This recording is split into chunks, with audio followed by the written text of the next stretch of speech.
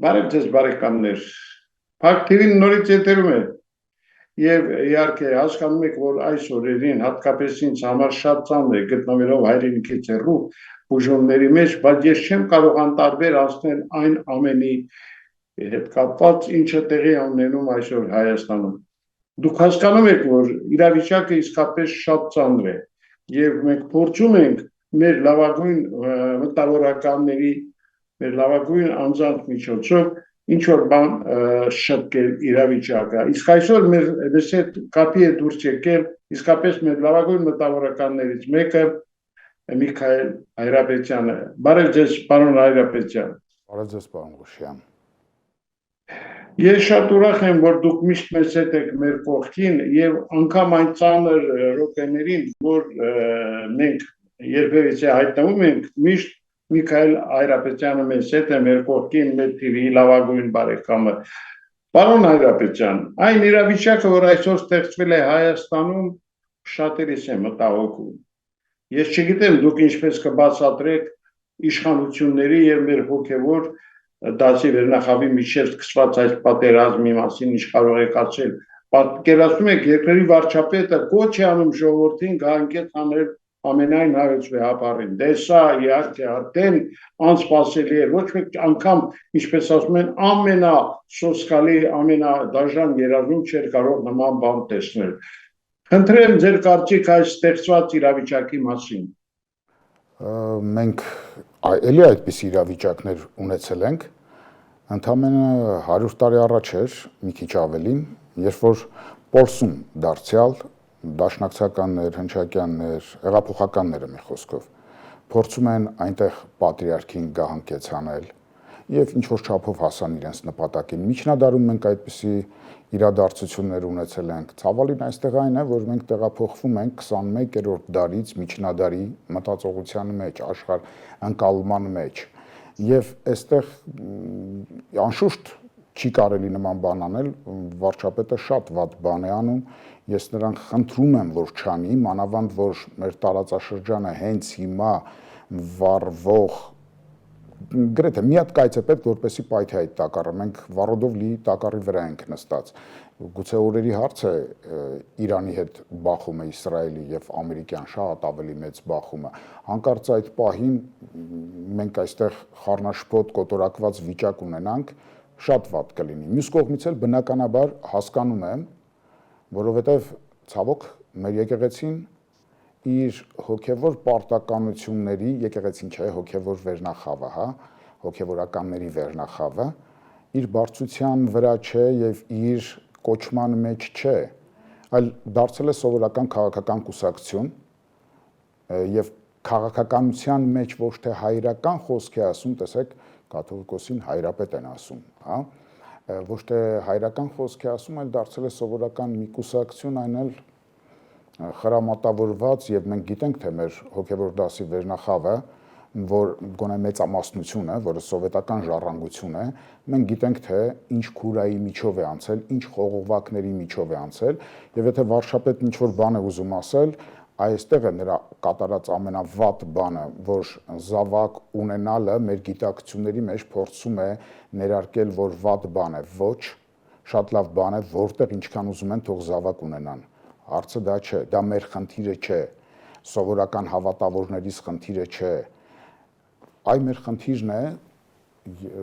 KGB-ի արխիվների բացումը, թող բացի KGB-ի արխիվները եւ պատճառ բռնի հենց միայն դա,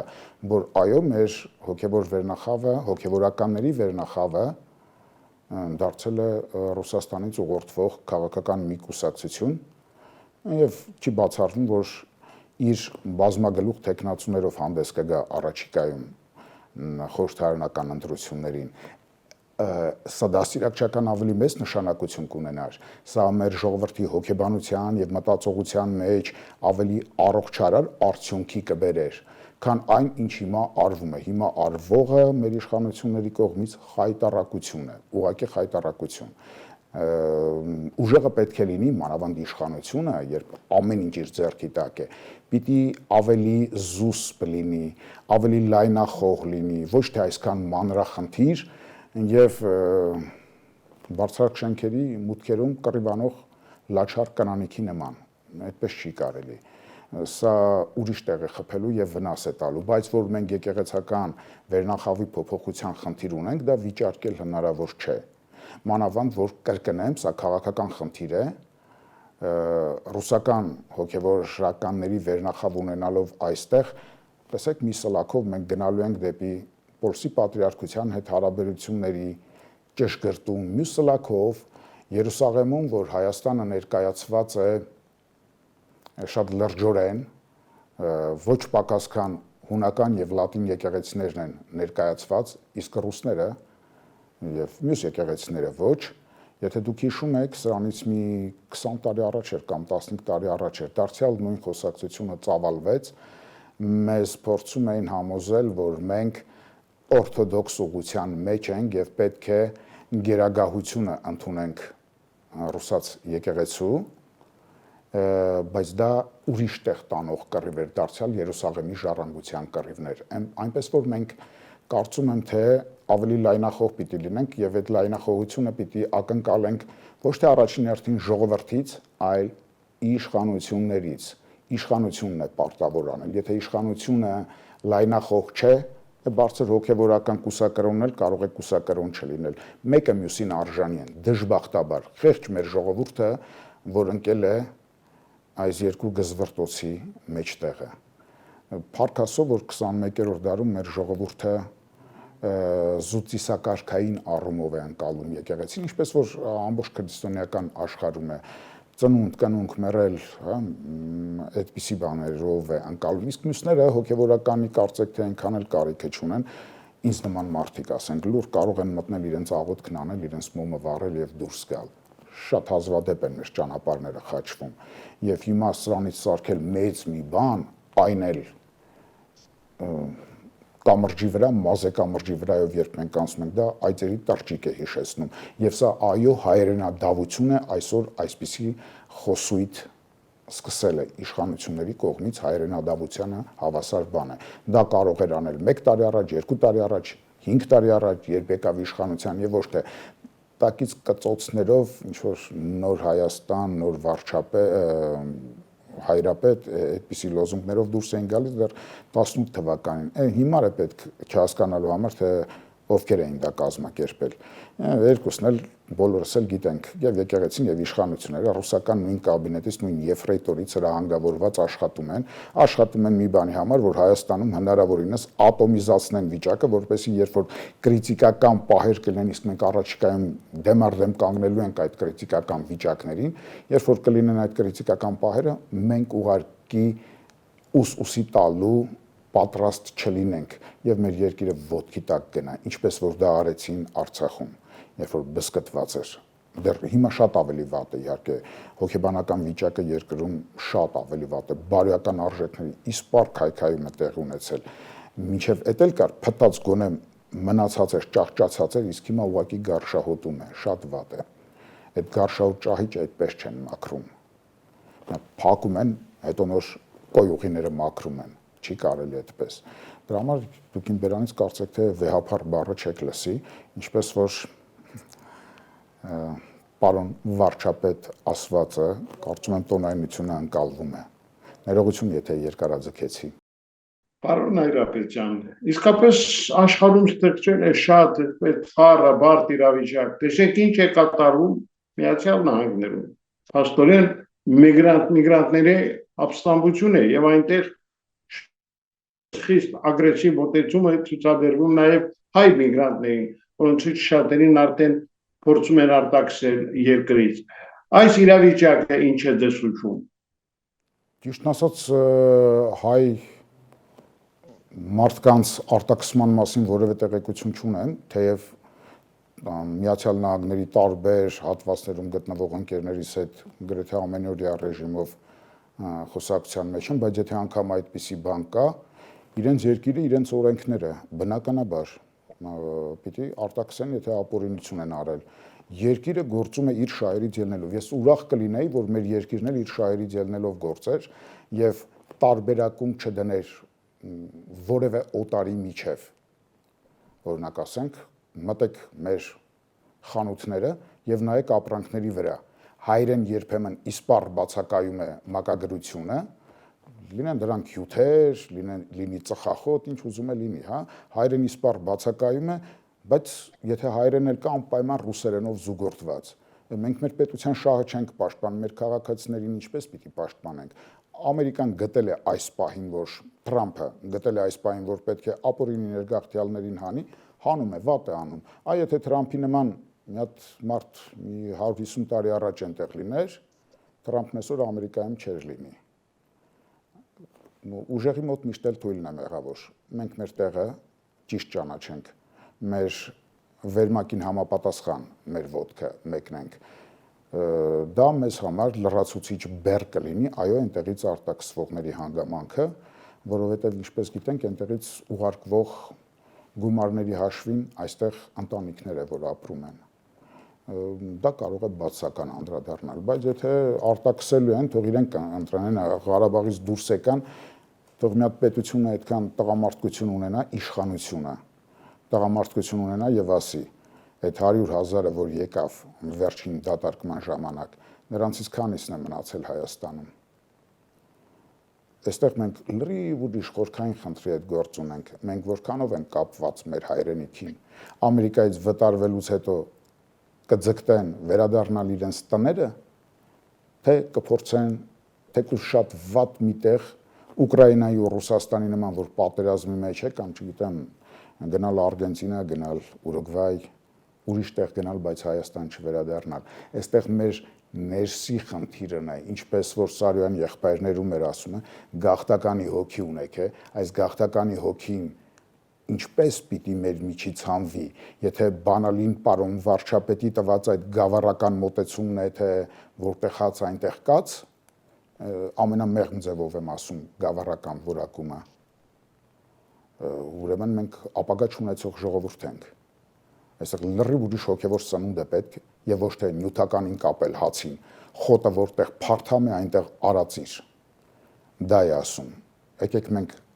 հասկանանք, որ մենք ասուն ենք եւ ոչ անասուն ենք։ Իդեպ նույնիսկ այդ որ անդադ 5 կտակարանից ցիտումներ է անում, մեջբերումներ է անում պարոն վարչապետը։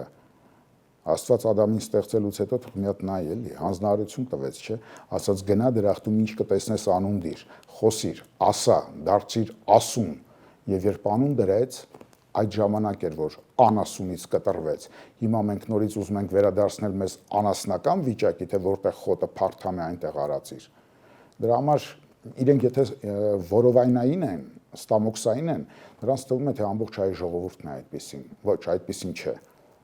Թող գնան Եռաբլուրի տղերքին նայեն, այդ նկարներին նայեն, նրանք ուտելիքի համար չի, որ կամավոր գնացին ու զոհվեցին, խոտի համար չի, հացի համար չի, որ գնացին, եւ էլի գնացողները կլինեն, բոլորը չէ, որ մեր իշխանությունների եւ մեր ընդդիմության նման են, մեր քաղաքական, քստմնելի, ընտրանու նման, որը ամենևին էլ մերը չէ, քանի որ սպասարկում է ոչ թե ազգային շահեր, մեր պետության շահերը, այլ օտար պետության, որոնք իրենց նշանակել են այստեղ, մեկին իշխանություն, մեկին ընդդիմություն, մեկին եկեղեցի։ Այդ ավգյան ախորներն է պետք մաքրել, իսկ որտեղից մաքրել, որտեղից սկսել, լաչար կնգանման կռիվ անելով չէ, KGB-ի արխիվները թող բացի եւ չվախենա, եթե նույնիսկ իր ազգականներին կգտնի այնտեղ։ Մի անգամ մենք պիտի անցնենք այդ Չարենցի ասած վիրահատական ակցիանի տակով, թե ոչ, որպես այդ ժահր, այդ թարախը մեր միջից դուրս անենք, մաքրվենք, խոստովանենք, թե չէ մեծ խոսում էր, ինչ որ բաներ էր ասել, լրագրողներ ցիտում, թե ով ծոմ է պահել կամ ինչ որ կարդացել է ամեն օր աղոթում է, թող հիշեն մի առակը Աստվածաշնչից, նոր կտակարանից իդեպ Հիսուսի, որ հայրն ուներ 2 զավակ, հանձնարարություն տվեց, մեկն ասաց կանեմ ու չարեց, մյուսն ասաց չեմ անի, բայց արեց, որն է ավելի ընդունելի հոր համար։ Նա որ թեկուզ ասաց չեմ անի, բայց արեց, իսկ մենք ինչ ենք անում հիմա։ Մենք դրել մեր Հիսուսակերպ հայրենիքը խաչի ենք բարձրացնում եւ վերջին փշրանքները մնացած պատմուճանի համար էլ վիճակ ենք գցում։ Գլուխը կախ գոնե խոսեն այս մասին։ Ամոթ իրենց, 1000 ամոթ, մեր ամբողջ քաղաքական ընտրանուն, մեր հոգեվորականների վերնախավին ամոթ իրենց։ Հայրենիքը դրել են խաղատախտակի վրա եւ խաղամոլի նման ռուլետկա են պտտում։ Սոսկալի է, պարոն Ղուշյան։ Այստեղ է մեր ողբերգությունը։ Մանավանդ այն պահին, երբ որ օրերի հարց է գուցեև, այդ համաշխարհային մամուլն է ասում, օրերի հարց է Իսրայել-Իրան հակամարտությունը կմտնի հրթիռակոծումների փուլ, մեծ թեժ պատերազմը կսկսվի, թե ոչ, մենք փոխանակ դրան պատրաստվենք, ինչ-որ կույսերի կուսություն ենք փորձում ստուգել, ամոթ իրենց, օտարի խաղ են խաղում, հայ շահ չկա այստեղ։ Պարոն Հայրապետյան, ես շատ ցավով եմ ասում, բայց այսօր մեր մշակույթը, կրթությունը, մեր գիտության ոլորտները ասես մի տեսակ մղվել են երկրորդական պլան եւ իշխանությունների կողմից այդպես նույնիսկ անուշադրության են մատնվել, բայց չէ որ մենք միշտ աչքի ենք ընկել մեր մշակույթով, մեր գիտությամբ, ինչ է կարծում այս առումով ինչ անելիքներ կան։ Ճիշտ է, մինչև այսօր ինչ արել են, շատ վատ են արել մեր իշխանությունները, սկսած իրենց իշխանության գալու պահից, երբ որ տղամարդկությունը, ворցությունը բռնում էր միայն հայոց լեզվի դեմ սուր ճոճելով, բայց օրինակ եկեք դա էլ չուրանանք, Հայաստան ըստեյության տարածաշրջանում ներկայություն կապահովի արհեստական բանականության մեծ գիգանտի համար, դա մեծ թռիչք կապահովի, ինչի համար բրավո արեցին մարդիկ, բայց միևնույն գիտությունը հիմա մի փոքր այլ սահմանման կարիք ունի, քան ասենք սրանից 20-25 կամ 40 տարի առաջ էր։ Ժամանակակից գիտությունն ինչ է նշանակում, այդ դրան հետ կարող ենք քայլ գցել։ Մենք կարող ենք հասկանալ, որ ամեն ինչ կարող է փոխվել, փոփոխվում է, բայց կոնստանտ արժեքներ, հաստատուն արժեքներ մենք ունենք, թե չունենք։ Նույնը կա նաև մեծ առումով ձեր ասացի նման գիտության, կրթության, մշակույթի մեջ, այո, այդպիսի արժեքներ կան, այդտեղը որ պետք է ամուր կարճած պահենք։ Իսկ մենք ինչ ենք անում, ասում ենք նժդեհը, որից այսօր մենք պիտի սնվենք, որովհետև այսօր էլի 5 կտակարանին իրենց սիրած անդրադառնամ, 5 կտակարանային եսավի նման մսխում ենք նժդեհի թողած ժառանգությունը։ Եթե այսօր մեզ շան տեղ դնող կա, ապա միայն Սյունիքի համար կա։ Իսկ Սյունիքն այսօր Հայաստանի կազմի մեջ է եւ եղավ սովետական Հայաստանի կազմի մեջ, բացառապես այդ մեկ գեր հանճարի հայ ժողովրդի մեծագույն զավակի շնորհիվ Գարեգին Նժդեհ։ Եվ այսօր հանկարծ մենք ասում ենք ինքը ֆաշիստ է։ Նրա գաղափարախոսությունը ֆաշիստ։ Եվ ովքեր են ասողները։ Ողորմելի թշվառականներ, որոնք ոչ հայրենիք, ոչ ազգ, ոչ տողմ, ոչինչ չունեն։ Իրենց հայրենիքը, իրենց տողմը, ինչպես Սևակն էր ասում, իրենց ստամոքսն է, իրենց որովայինն է։ Այ որովայնամիտ երկիր ենք ուզում սարքել։ Այդ մեր հաստատուն արժեքները հոգևոր բնագավառում պիտի կարողանանք փնտրել, գտնել, դրանցից ամուր կարճել, իսկ գենի հետ մենք պրոբլեմ չունենք, մեր ժողովուրդը խելացի է, անընդհատ հազարավոր Վիկտոր Համբարձումյաններ կարող է իր միջից ծնել, եթե հիմքը լավ լինի, իսկ մենք հիմքն ենք խախտում։ Գիտեք, գիտությունը ազգություն չունի, ազգություն չի ճանաչում, բայց ազգը պարտավոր է գիտություն ունենալ։ Եթե կա մի ազգ, որ գիտություն չունի, տեխնիկայի եւ ժամանակի խնդիր է նրա վերացումը։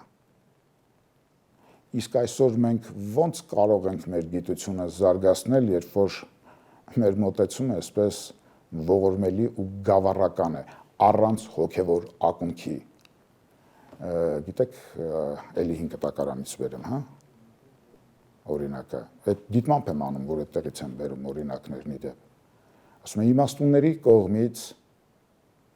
մերժված քարը դարձավ տաճարի անկյունակարը, պահեց գիտելիքը մեծերից և մանուկներին տվեց իմաստնությունը։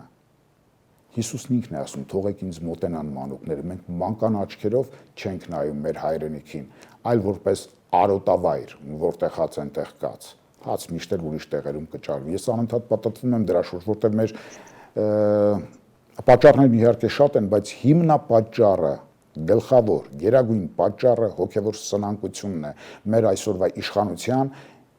եւ ել ավելի մեր այսօրվա ընդդիմության։ Իսկ մեր հոգևորական վերնախավն ընդհանրապես երևի թե հոգևոր արժեքների հետ կապ չունի, նրանք կրոնական իրենց մասով թող զբաղվեն եւ քաղաքականության մեջ քիթը չխոթեն։ Քաղաքականության մասին իրենք կարող են ընդամենը կարծիք ունենալ, ինչպես որ մեր Գևորգ կաթողիկոսը վեր կացավ ասաց Սարդարապետից առաջ ասաց չեմ գնում Էջմիածնից, թող գան ինձ դիմացը սպանեն եկեղեցու շենքի մոտ։ Այն նրա այդ խոսքերից ազդված Սարդարապետ եղավ եւ մենք հաղթեցինք։ Կան այսօր այդպես ասող հոգևորականները, կան այսօր այդպես ասող մտավորականները, ոչ, բոլորն աշխատում են բացառապես, ինչպես կրկեսի շնիկները այդ վճարահաբի համար, որ թռնում են օղակի միջից, կրկեսում բերանը հաբը դնում են որպես վարձատրություն, առանց հոնորարի ոչ ոք ոչինչ չի անում, առանց հասկանալու, որ այստեղ չի, որ մեր գանձերը պիտի հավաքենք, այլ այնտեղ, որտեղ ոչ գողեր կլինեն եւ ոչ ցեցը կտանի։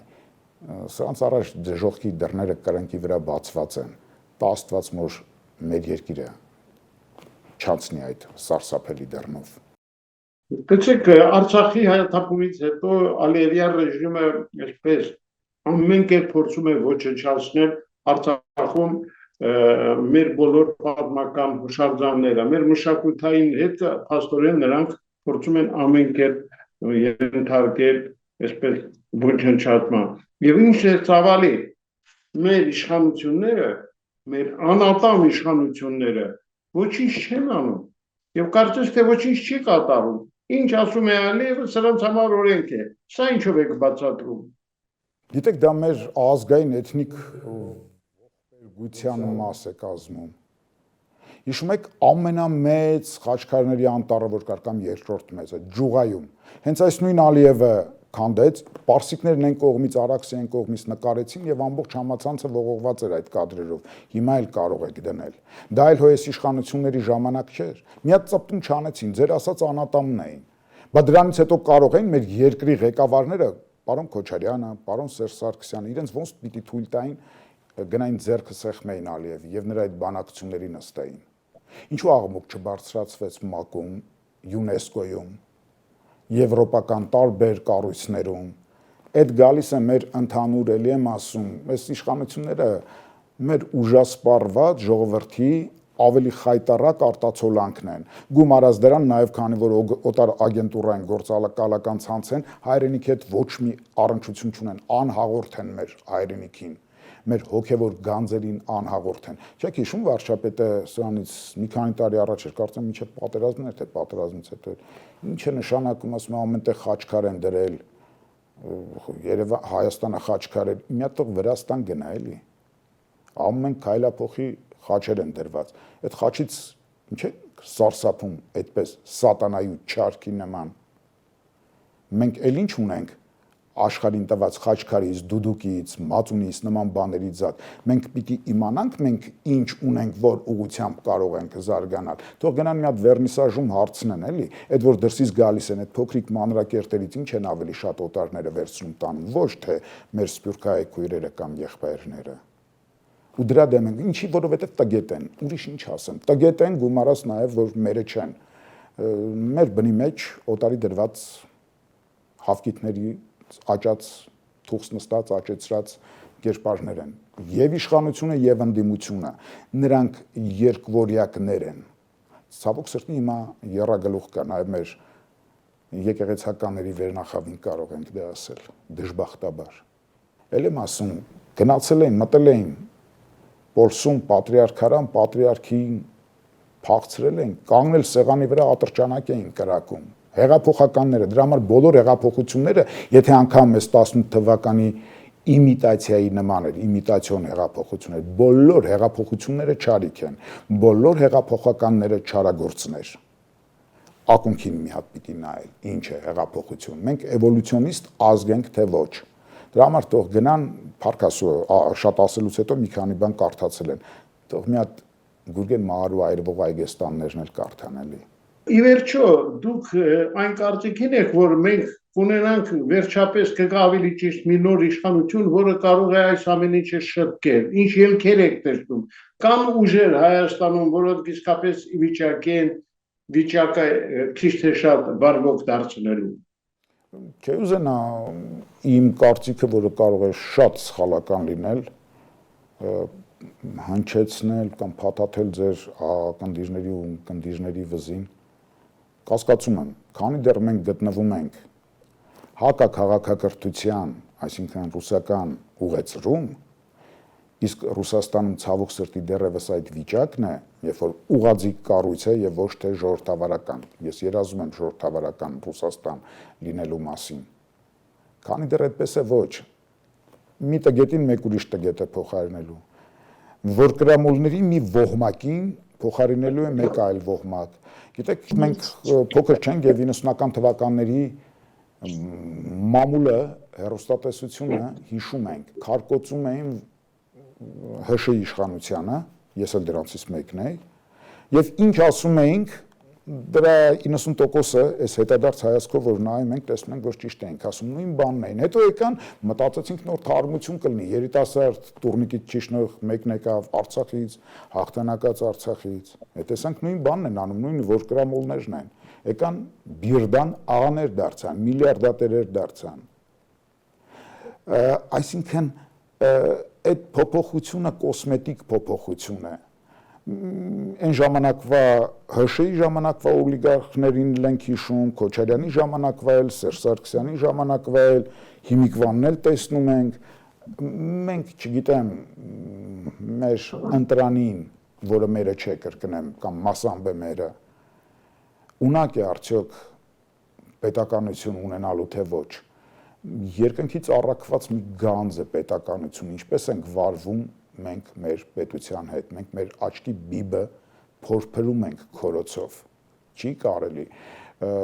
եթե չենք հասկանում մեր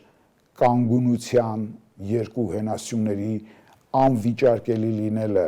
մեկը մեր լեզուն է իր կրթական համակարգով, որը ավերվում է մինչև վերջ, եւ երկրորդը մեր բանակն է, մեր բասկի ուժը, որը դարձյալ այսօր ընկճված վիճակում է։ Ժամանակին հիշում եմ, մարդիկ, եթե չեմ սխալվում, 2008 կամ 2009 թվականներ, ինչ-որ զորամասից նկարներ էին արել, թե ինչպես հակականոնադրական հարաբերություններ կան, ծեծում են, բան են անում։ Սերյան Օհանյանը, որ այդ ժամանակ նախարարն էր, պաշտպանության նախարարն էր, ասում էր մի նկարեք, մի գցեք, ես ինչ եք անում, չի կարելի մեր բանակը մի վարկաբեկեք։ Ոչ, այդ մտածողությանն եմ դեմ, հայտարարություն է այդ մտածողությունը։ Մենք եթե այս մոլորակի վրա մի հատ դաշնակից ունենք, դա ժամանակակից տեխնոլոգիաներն են, այնքան գցեցին, որ բանակում դա նվազեց։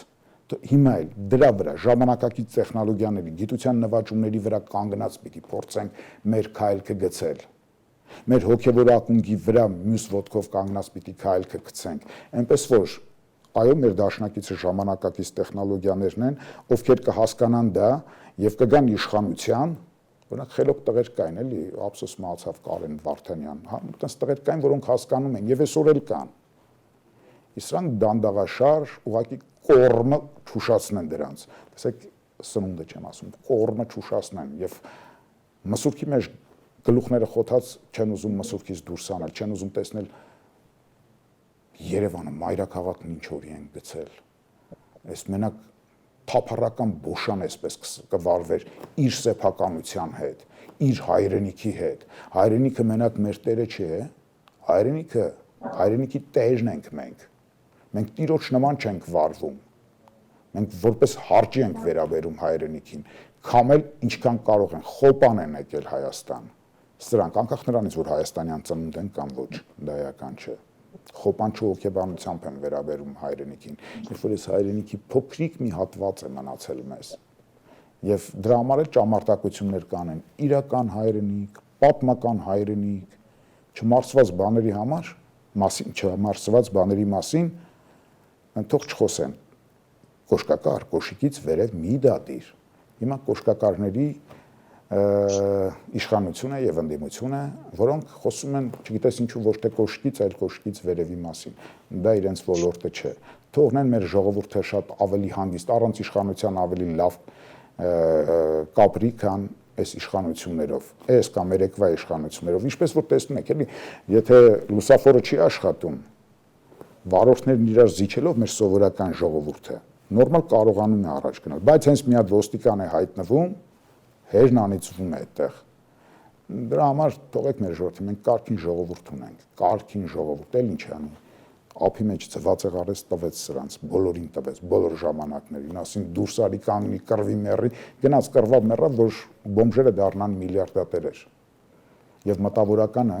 շպրտվի դուրս, մտքի մարդը, հոգու մարդը դուրս շպրտվի։ Եվ եկեղեցականը դառնա սովորական ցեխավիկ, ընդ որում քրյա ցեխավիկ դառնա։ Բոլորին է վերաբերում, չկարծեք ես մենակ կաթողիկոսն եմ ասում, գնացեք Ռուսաստանի մեր